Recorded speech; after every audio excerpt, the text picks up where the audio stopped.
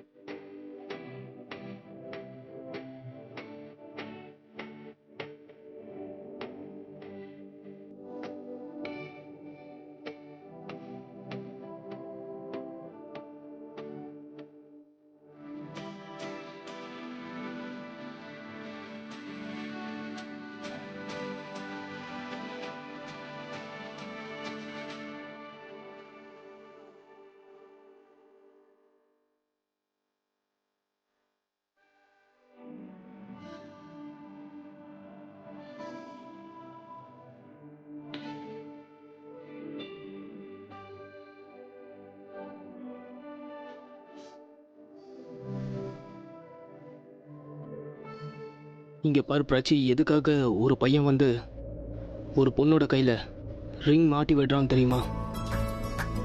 ஏன்னா இந்த இடத்துல இருந்து தான் நேரடியாக ஒரு நரம்பு நேரடியாக உன்னோட இதயத்துக்கு போகுது. ஸோ நான் இந்த ரிங்கை உனக்கு போடும்போது உன்னோட இதயத்துக்குள்ளே ஏதாவது ஆச்சுன்னு வை, அப்போ என்னோட ஃபீலிங்ஸ் உனக்குள்ளே வந்துருச்சுன்னு அர்த்தம். எப்போல்லாம் இந்த ரிங்கை போடுறியோ அப்போல்லாம் உன்னோட இதயம் வேகமாக துடிக்கும். அப்போ என்னோட காதல் உன்னோட மனசை வந்து அடைஞ்சிருச்சுன்னு நினச்சிக்கோ. மே ஐ?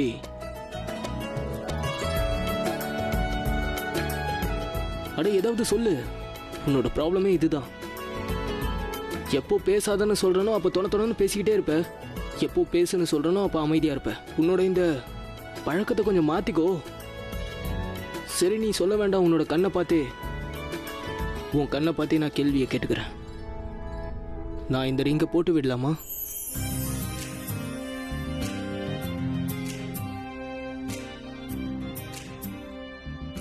நீ எந்த வெயினை பத்தி சொன்னியோ அதை பத்தியெல்லாம் எனக்கு தெரியாது. ஆனா இப்போ எல்லா வெயினும் என் இதயத்தை நோக்கி போகுது.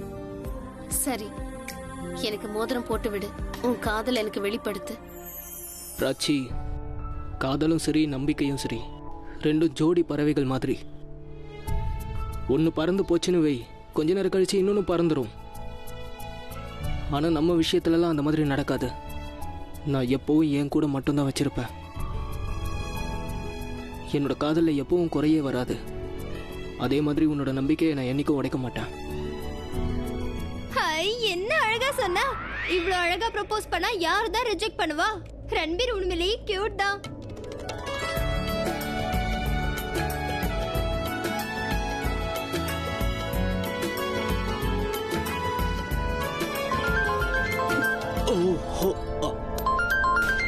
உங்ககிட்ட இருந்து ஃபோன். சாரி. பரவாயில்ல, நீ பேசு. நான் போய் ரிங் எடுத்துட்டு வரேன். என்ன ஆண்டி, கொஞ்ச நேரம் கழிச்சு ஃபோன் பண்ணிருக்கலாம்ல? ஹலோ மம்மி, என்ன விஷயம் சொல்லுங்க. என்ன? ஏன் என்னாச்சு? எப்படி?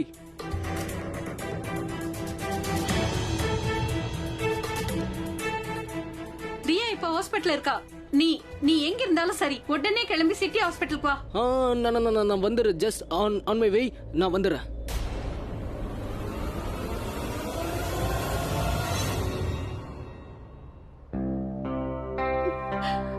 இங்க பாரு பல்லவி, எல்லாம் சரியாயிடும், கவலைப்படாத. God is great. தைரியமா இருக்கணும். என்னாச்சு? வீட்ல ஒன்னும் பிரச்சனை இல்லையே? பிரச்சனை உடனே ஹாஸ்பிடலுக்கு போய் ஆகணும். என்னாச்சு? யாருக்கு என்னாச்சு? ரியா வந்து சூசைட் அட்டெம்ப்ட்க்கு ட்ரை பண்ணிருக்கா. வாட்? நானும் உன் கூட வரேன். இல்ல நீ இப்போ என் கூட வர வேண்டாம். நான் முதல்ல போய் என்ன ஆச்சு எப்படி ஆச்சுன்னு தெரிஞ்சுக்கிறேன். எல்லாம் தெரிஞ்சதுக்கு அப்புறம் நீ வந்தா போதும். ஓகே பக்கா? I promise. ரன்பீர், பாத்து பத்திரம், மெதுவா வண்டி ஓட்டு. என்னோட 2வது அட்டெம்ப்ட்டும் ஃபெயில் ஆயிடுச்சு. ஆனா நான் கண்டிப்பா திரும்ப வருவேன். ட்ரஸ்ட் மீ, நான் இதை முடிக்கிறதுக்கு திரும்ப வருவேன். அந்த 2 பறவைகளை என்னைக்கும் நான் பறக்க விட மாட்டேன். ஓகே, நான் உனக்கு கால் பண்றேன். ஓகே சரி, நீ பாத்து பத்திரம் ப்ளீஸ். பை. இங்க பாரு பல்லவி, இது எதுவுமே நம்ம கையில கிடையாது. அப்படி மட்டும் ஏதாவது இருந்திருந்தா நாம எல்லாத்தையுமே சரி செஞ்சிருக்கலாம். ஆனா ரியாவுடைய நிலைமையை பாத்தீங்களா விக்ரம்? அவளை நமக்கு குழந்தைல இருந்தே தெரியும். நம்ம எல்லாருக்குமே அவ பிடிவாதக்காரின்னு தெரியும், ரொம்ப கோவக்காரின்னு தெரியும். ஆனா அந்த கோவத்துல தன்னை தானே எரிச்சுப்பான்னு நான் நினைச்சு கூட பாக்கல. அவளால எப்படி இப்படி எல்லாம் பண்ண முடிஞ்சதுன்னு எனக்கு புரியல. அவ வந்து தனக்குள்ளேயே எவ்வளவு தனிமையா இருந்திருக்கா பாத்தீங்களா விக்ரம்? அப்புறம் அவ எந்த அளவுக்கு டிஸ்டர்ப் ஆயிருக்கா பாத்தீங்களா? அதனாலதான் இவ்வளவு பெரிய முடிவு எடுத்திருக்கா. இப்ப வரைக்கும் அவ யார்கிட்ட இத பத்தி ஒரு வார்த்தை கூட சொல்லவே இல்ல. கடவுளே.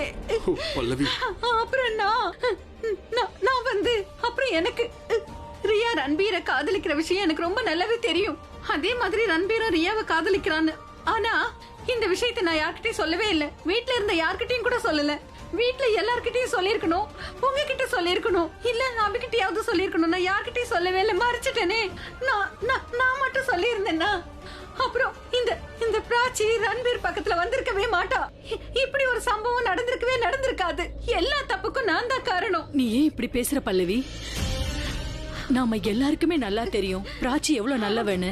நல்ல குடும்பத்தையும் சேர்ந்தவ. எத்தனையோ தடவை நாம தான் அவளை தப்பா புரிஞ்சுக்கிட்டோம். அப்புறம் ஒவ்வொரு தடவையும் அந்த தப்ப நாமளே உணர்ந்தோம். அப்புறம் அந்த வீடியோ பார்த்ததுக்கு அப்புறம் பிராச்சி தான் அந்த மாயாவை கூட்டிட்டு வந்திருப்பான்னு எப்படி நம்புற? நீங்க என்ன பேசுறீங்கம்மா? ஆலையா சொன்னதை கேட்டீங்கல்ல? அந்த வீடியோவை போலீஸ் ரெக்கார்ட் பண்ணாங்க. அதுல தெளிவா தெரியுது இல்லையா? அதுக்கப்புறமும் நீங்க இந்த மாதிரி எல்லாம் பேசுறீங்க. போலீஸ்ல இருக்கிறவங்க தப்பான வீடியோ ரெக்கார்ட் பண்ணுவாங்களா? பண்ணுவாங்களா? அம்மா அமைதியா இருங்க. பல்லவி சரியா தான் சொல்றா. போலீஸ் அந்த மாதிரி எல்லாம் பண்ணுவாங்களா? ஆனா உங்களுக்கே நல்லா தெரியும் பிராச்சி எத்தனை தடவை நம்ம குடும்பத்துக்கு உதவி பண்ணாச்சு. பிராச்சி அந்த அளவுக்கு சரியானவனா? முக்காடு போட்டுக்கிட்டு எதுக்கு மனமடியில உட்கார்ந்தா? நம்ம கிட்ட அத பத்தி சொல்லணும்னு அவளுக்கு தோணவே இல்ல இல்லையா? ஆனா அவதான் அந்த நேரத்துல. நீங்க சும்மா இருங்க ப்ளீஸ். தயவு செஞ்சு பிராச்சி வந்து ரன்பீர் கிட்டயும் அப்புறம் நம்ம கிட்டயும் இந்த விஷயத்தை பத்தி சொல்றதுக்கு டைம் இல்லன்னு மட்டும் சொல்லிடாதீங்க.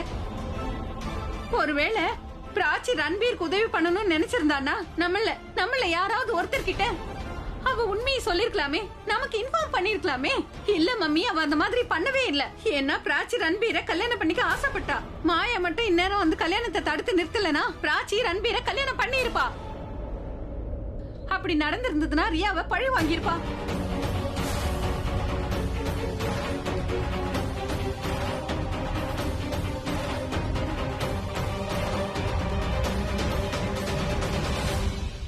மம்மி, அது வந்து மாயாவும் பிராச்சியும் ஃப்ரெண்ட்ஸ்னா அவங்க 2 பேரும் மீட் பண்ணியிருந்தாங்கன்னா எதுக்கு மாயா கடைசியில் வந்து கல்யாணத்தை நிறுத்தணும்? ஒருவேளை பிராச்சியை நான் கல்யாணம் பண்ணிக்கணும்னு ஆசைப்பட்டிருந்தானா எதுக்கு மாயா வந்து கல்யாணத்தை நிறுத்தினா? பிராச்சி மாயா 2 பேரும் ஒரே மாதிரி தான்.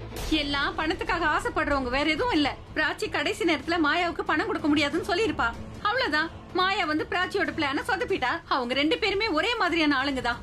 அதுவும் இல்லாம நாங்க தான் அந்த வீடியோவை பார்த்தோமே. அந்த வீடியோல மாயா தெளிவா சொல்லிருக்கா பிராச்சி அவ்வளவு ஃப்ரெண்ட்ஸ்னு. இது எல்லாமே அவங்க போட்ட திட்டம் தான். என்ன மாயா மாயா மாயா மாயா ஒரு ஏமாத்துக்காரி. ப்ளீஸ் இங்க பாரு, ஐ அம் ரியலி சாரி. இந்த மாதிரி நேரத்துல நீ உங்க அம்மா கிட்ட இப்படி எல்லாம் பேசவே கூடாது. ஐ அம் சாரிப்பா. ஆனா பிராச்சி இவங்க தப்பா சொன்னா என்னால கேட்டுட்டு இருக்க முடியாது. அதுக்காக உங்க அம்மாவை நீ என்ன வேணாலும் சொல்வியா? அந்த பொண்ணு என் மொத்த குடும்பத்தையும் நாசம் பண்ணிட்டா. என் எல்லா உறவுகளையும் உடைச்சு எறிஞ்சிட்டா. முதல்ல ரியாவை ரன்பீர் கிட்ட இருந்து பிரிச்சா, இப்போ என்ன பிரிக்க பாக்குறா. என்னால இதெல்லாம் பாத்துக்கிட்டு இருக்க முடியல. ரியாவையும் என்னையும் எப்பமா அவ பிரிச்சா? என்ன பேசுறீங்க நீங்க? நான் உங்ககிட்ட போன்ல சொன்னது ரியா வெறும் சூசைட் அட்டெண்ட் பண்ணது மட்டும்தான். ஆனா உன்னாலதான் அவ சூசைட் பண்ணிக்கிட்டான்னு நான் சொல்லல. அதே மாதிரி அவ சூசைடுக்கு பிராச்சி தான் முக்கிய காரணம்.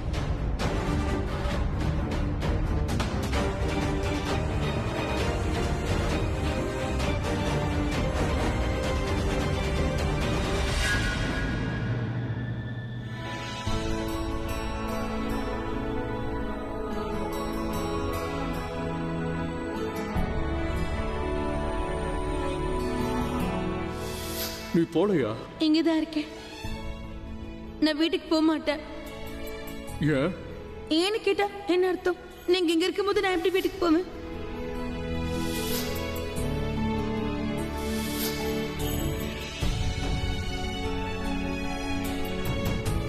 இந்த காஃபி நல்லா இருக்கு. தேங்க்ஸ். அப்ப ரன்பீர் எனக்கு சொந்தமாயிடுவாளா டாட்? நான் thank you dad. Thank you so much dad. Thank you. Sister, Riya எப்படி இருக்கா? அவ நல்லா இருக்கால?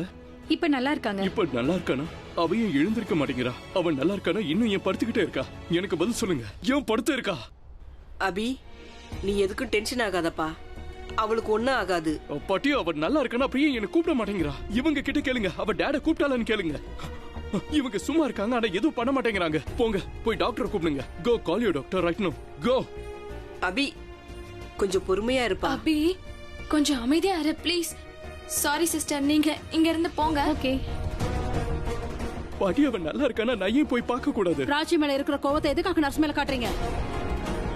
ஆலையா, இப்ப இந்த விஷயத்தெல்லாம் பேச வேணாம். நீ கொஞ்ச நேரம் அமைதியா இரு. எதுக்கு அமைதியா இருக்கணும்? நான் தப்பா எதுவும் சொல்லல. ஆலியா, நீ சொல்றதுல எந்த தப்பும் கிடையாது. ஆனா இப்ப நீ செஞ்சிருக்கிற பாரு, இதுதான் ரொம்ப ரொம்ப தப்பு.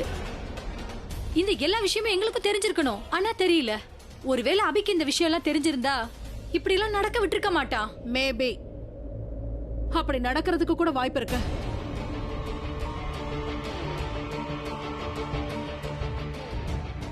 ஆலியா, கொஞ்சம் அமைதியா இரு. கடவுள் புண்ணியத்துல அவளுக்கு எதுவும் ஆகாது.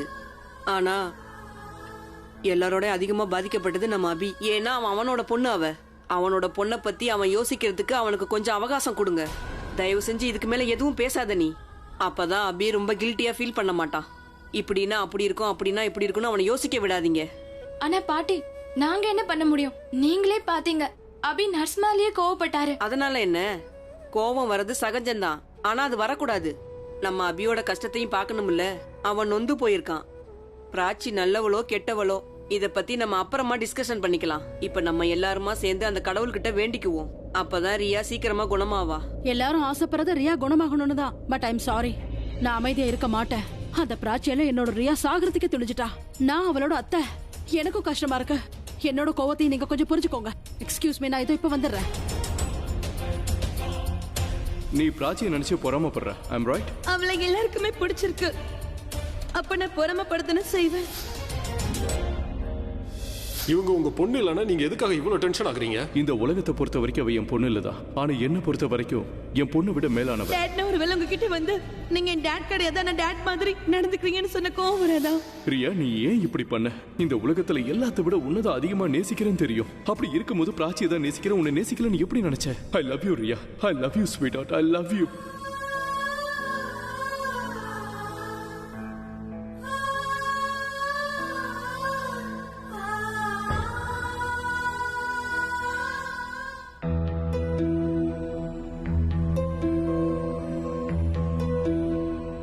என்னாச்சு? நீ இப்ப என்ன யோசிக்கிற? ரியா ஏன் இப்படி பண்ணா?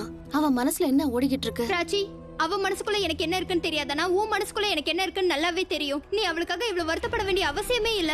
அவ உனக்கு இவ்வளவு தூரம் பண்ணதுக்கு அப்புறம் அவ இதுக்கெல்லாம் தகுதியானவளே இல்ல. அவளுக்காக நீ வருத்தப்படுறது கூட தப்புதான். எனக்கு ஒரு டவுட், அது ரன்பீர் சொன்ன மாதிரி பண்ணிருப்பாளானே தெரியல. என்ன பேசுற சஹனா? உனக்கு என்ன பைத்தியமா? நான் பைத்தியம் மாதிரி பேசுறேனா? பிராச்சி, சரி ஒத்துக்கிறேன், அவ சூசைட் பண்றதுக்கு முயற்சி பண்ணிருந்திருக்கலாம். ஆனா பக்கா பிளானிங்கா இருந்தா, ப்ரீ பிளான்டா முடிவு பண்ணி பண்ணிருந்தானா அப்பதானே யாராவது வந்து அவளை காப்பாத்துவாங்க. பிராச்சி, காலேஜ்ல இருந்து நான் அவளை பாத்துட்டு வரேன். அவ இப்ப பண்ணது எல்லாமே டிராமா தான், முழுக்க முழுக்க டிராமா தான். இது எல்லாமே அவ மேல அட்டென்ஷன் வர்றதுக்காக பண்ணிருக்கா. அவ 1 நம்பர் அட்டென்ஷன் சீக்கர், சிம்பதிக்காக தான் இப்படி பண்ணிருக்கா. ஏன்னா அப்பதானே எல்லாரும் அவகிட்ட வந்து ஓஹோ ஏமா இப்படி பண்ண அப்படின்னு கொஞ்சுவாங்க. ஏன்னா இந்த மாதிரி யோசனை எல்லாமே பணக்கார பசங்களுக்கு தானே வரும். அதெல்லாம் சரிதான். ஆனா அதுக்காக அவ உயிரியா பணைய வைப்பாளா? அப்படியா? அவ கொஞ்ச நேரம் கழிச்சு அட்டென்ட் பண்ணிருக்கலாம்ல. ஏன் ஊ மூட கெடுத்தா? உன் ஜாதகத்துல சனி உட்காந்துக்கிட்டு ஆடுது. எப்பவும் போல இந்த வாட்டியும் உனக்கு நடக்க இருந்த நல்ல காரியத்தை தடுத்து நிறுத்திட்டா. சஹனா, நீ ரொம்ப கோவத்துல இருக்க. கொஞ்சம் அமைதியா யோசிச்சு பாரு. ஒருத்தர் தற்கொலை பண்ணிக்க முயற்சி பண்றாங்கன்னா அவங்க லைஃப்ல எதுவுமே சரியா நடக்கலன்னு அர்த்தம். அவங்களுக்கு தாங்க முடியாத வேதனை இருந்தாதான் அப்படியெல்லாம் யோசிப்பாங்க. ஒருவேளை ரியல் லைஃப்லயும் அப்படி ஏதாவது இருக்கலாம். அப்படியா?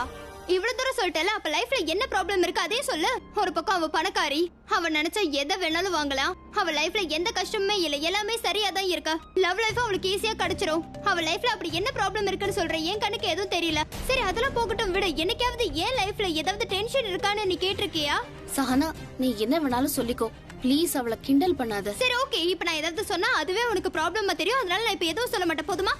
ஐயோ நீ சரி ஓகே, இத பத்தி நம்ம எதுவும் பேச வேண்டாம். எனக்கு ஒன்னும் அதை பத்தி பேசணும்ன்ற ஆசை இல்ல. அதுவும் ரியாவை பத்தி பேசவே வேண்டாம். நான் போய் சாண்ட்விச் பண்ணி சாப்பிட போறேன். உனக்கு வேணும்னா சொல்லி, இல்லைன்னா கிடைக்காத. காட், என்ன நடக்குதுன்னு தெரியல. அந்த ரியா நினைச்சது அவளுக்கு கண்டிப்பா கிடைக்கணும். ரன்பீருக்கு போன் பண்ணி ரியாவை பத்தி விசாரிக்கலாமா? வேண்டாம் வேண்டாம், அப்படி ஏதாவது இருந்தா அவனே போன் பண்ணுவான். நீங்க நீங்க நீங்க என்ன சொல்றீங்க மம்மி? ரியா என்னாலையும் பிராச்சியாலையும் தான் சூசைட் பண்ண போனாளா? ஏன் அப்படி பண்ணணும்? அதனால இதுக்கப்புறம் நீ பிராச்சிய சந்திக்கவே கூடாது. அவ நம்ம ஃபேமிலிக்கு எதிரி ஆயிட்டா. இல்ல, இன்னையில இருந்து பிராச்சிக்கும் எங்களுக்கும் இருந்த உறவு முடிஞ்சு போச்சு. உனக்கும் அப்படிதான்.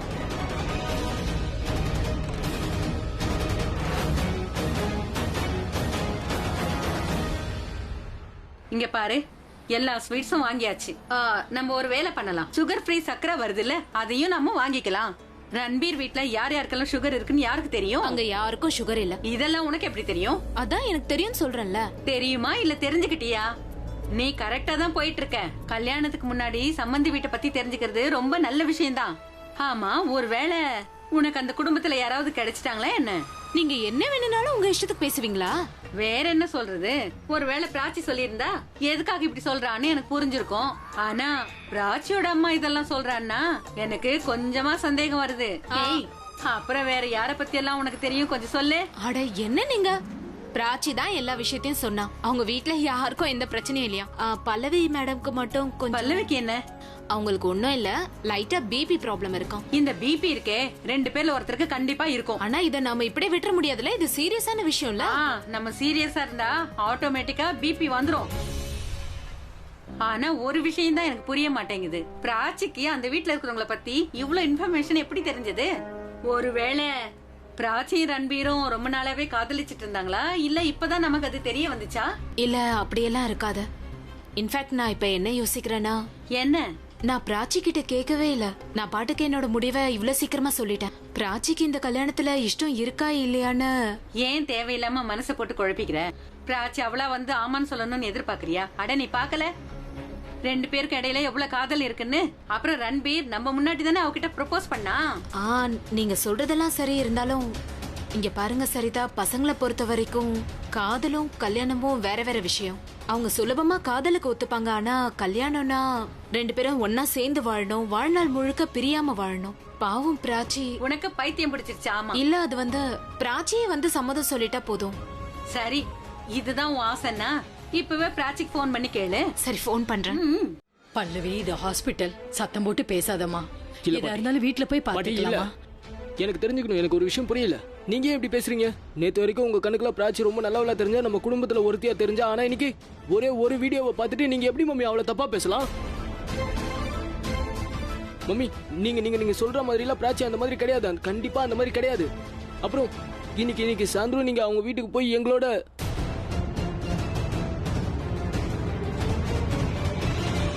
ப்ளீஸ் பிராச்சியை வெறுத்துறாதீங்கம்மா. அவ ஒரு உண்மையாவே ரொம்ப நல்ல பொண்ணு. இப்ப நீ என்ன சொல்ல வர? அவ ரொம்ப நல்ல பொண்ணு. ஷீஸ் மைன். நீ என்ன சொல்லணும்னு நினைக்கிற? ரன்வீர், என் கூட வா. சொன்னா கேளு. என் கூட வா. இல்ல என்னால முடியாது பாட்டி.